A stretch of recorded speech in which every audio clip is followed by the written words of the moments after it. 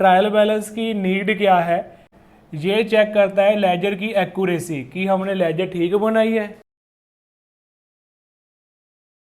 Hello everyone, आज की इस वीडियो में हम डिस्कस करेंगे ट्रायल बैलेंस के बारे में। अकाउंट्स पूरा एक प्रोसीजर है, पूरा एक सर्कल है।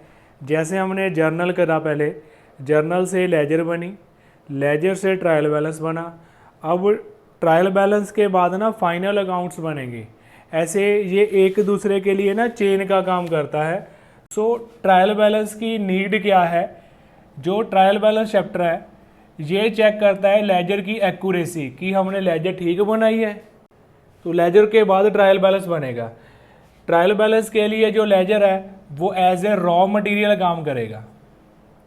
देन ट्रायल बैलेंस की एक्यूरेसी चेक होगी हमारे फाइनल अकाउंट से। जब हम फाइनल अकाउंट्स बनाएंगे तब हमारा ट्रायल बैलेंस रॉ मटेरियल बन जाएगा। सो ट्रायल बैलेंस के मीनिंग के बारे में, इसके फीचर के बारे में डिस्कस करते हैं। इसमें एक्चुअली होता क्या है, हम इस वीडियो में वो चीज़ें डिस्कस करेंगे। फर्स्ट ऑफ ऑल, पहली बात, trial balance is just a statement not an account. ये सिर्फ एक स्टेटमेंट ही है। अगर आप बोलते हो ना ये एक पर्टिकुलर अकाउंट है जहाँ लेजर का कोई अकाउंट है, ना, ये कोई अकाउंट नहीं है। आगे सेकंड पॉइंट की बात करते हैं। ये ना एक स्टेटमेंट है जिसमें हम लिस्ट ऑफ अकाउंट्स शो करते हैं। कौन कौन से अकाउंट्स होंगे, वो लेजर के अकाउंट्स हो सकते हैं और वो कैश बुक हो सकती है।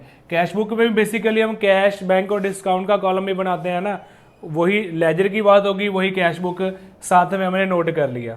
थर्ड पॉइंट डिस्कस करते हैं, लूज शीट ऑफ पेपर। इसमें ना मार्केट से कोई बुक स्पेसिफिक हमें लेकर आने की ज़रूरत नहीं है। जैसे जर्नल की मार्केट से बुक मिलती है, लेजर मिलती है। ट्रायल बैलेंस बस एक शीट उठाओ, उसमें कॉलम खींचो, डेबिट क्रेडिट वाली अमाउंट डालो, पता चल जाएगा कि आपकी लेजर सही है या गलत है। स्पेसिफिकली हमें इसकी ना कोई बुक मार्केट से बाय करने की कोई नीड नहीं है।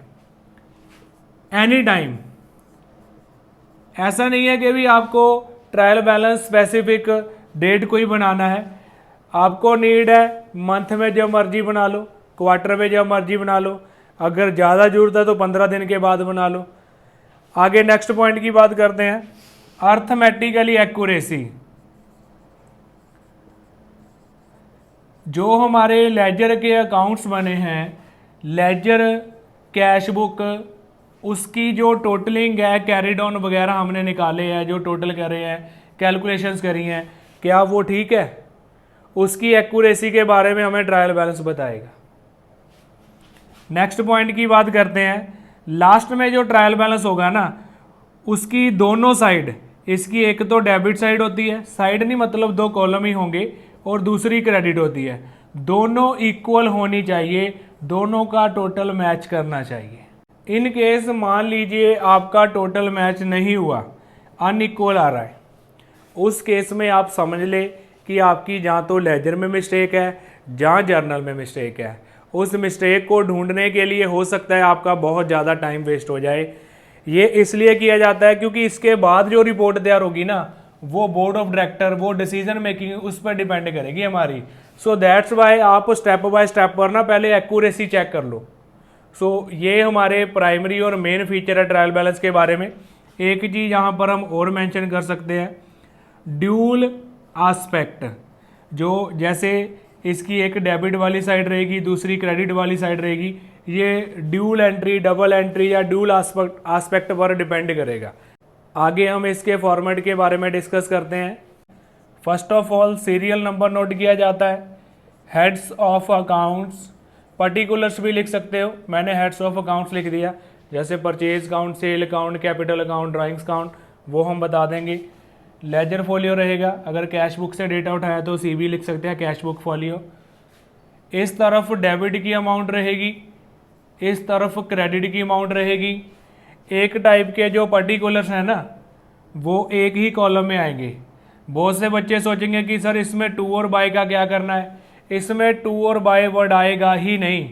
जैसे आपने कैश अकाउंट उठाया, यहाँ पर कैश लिख दिया, बैंक वर्ड लिख दिया, उसके बाद कैपिटल लिख दिया, ये मैटर करेगा कि इसको डेबिट करना है या क्रेडिट करना है, वो बाद की बात है। पहले मैं ये बता रहा हूँ, यहाँ पर हमने टू और बाय नहीं लिखना।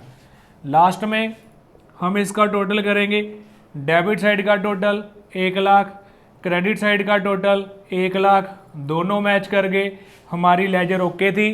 दैट्स वाई हमारा ट्रायल बैलेंस ओके है। Take a screenshot.